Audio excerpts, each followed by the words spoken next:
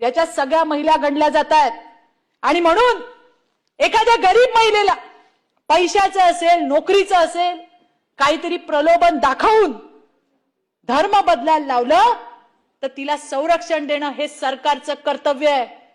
आणि ते संरक्षण या कायद्यानुसार मिळणार आहे। सभापती महोदय, महिलांच्या सुरक्षेसाठी बनवलेल्या, मी तर हेच म्हणीन, कारण या कायद्याच्या मध्ये 90% विक्टीम महिला आहेत।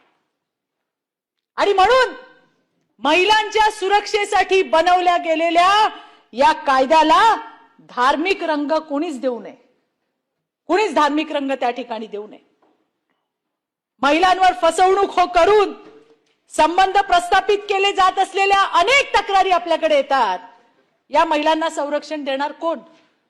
आणि त्याही पुढे जाऊन सांगते सभापती महोदय, उद्या जर आपल्या कुटुंबातल्या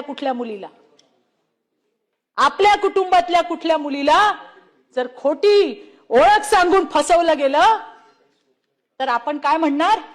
वैयक्तिक स्वातंत्र्य म्हणणार। आणि म्हणून हा कायदा किती महत्वाचा आहे ते बघा।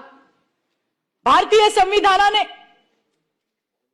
प्रत्येक नागरिकाला त्याचा धर्म मानण्याचा अधिकार देते, परंतु सर्वोच्च न्यायालयाने स्टॅनिस्लॉस versus state of Madhya Pradesh या खटल्यामध्ये काय सांगितलंय?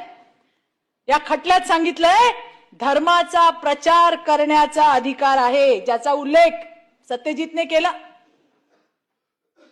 की परदेशामध्ये वेगळ्या वेगळ्या धर्मांची पत्रकं देऊन त्याचा प्रचार केला जातो। आपल्याकडे नाही का केला जात? आपल्या धर्माचा प्रचार करा, पण दुसऱ्यावर जबरदस्तीने धर्मांतर करण्याचा कुठलाही अधिकार हा तुम्हाला त्या ठिकाणी दिलेला नाहीये। आणि म्हणून सभापती महोदय, हे धर्म स्वातंत्र्याचं विधेयक 2026 हे कुठल्याही धर्माच्या विरुद्ध नाहीये। हे आहे महिलांच्या सुरक्षेसाठी, त्यांच्या सन्मानासाठी आणि त्यांच्या स्वातंत्र्याचं खरं संरक्षण करण्यासाठी।